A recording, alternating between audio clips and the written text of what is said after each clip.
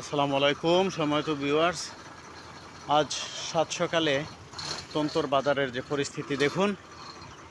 মহাসড়কের মধ্যে, সিলেট কুমিল্লা মহাসড়কের মধ্যে শত শত গাড়ি, প্রায় 3 কিলোমিটার জায়গা গাড়ি আটকে আছে। মেইন রোডের মাঝে গাড়ি আটকে গেছে কি, সিলেটি ভাষা কইয়ার মেইন রোডও গাড়ি আটকে গেছে কি।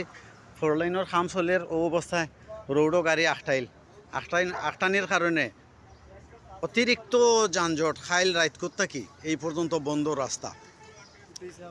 শত শত গাড়ি রাস্তার মাঝে বীর জমায়ে রাখছে। এটা রাস্তা ক্লিয়ারেন্স হওয়ার মতো কোনো সুযোগ নাই। কয়েকটা গাড়ি আটটাইল রাস্তার মাঝে। যাই হোক, গুণীজনদের দৃষ্টি আকর্ষণ করছি এবং ট্রাফিক ভাইদের দৃষ্টি আকর্ষণ করছি, আপনারা অনতি বিলম্বে গাড়িগুলো ক্লিয়ারেন্স করার জন্য।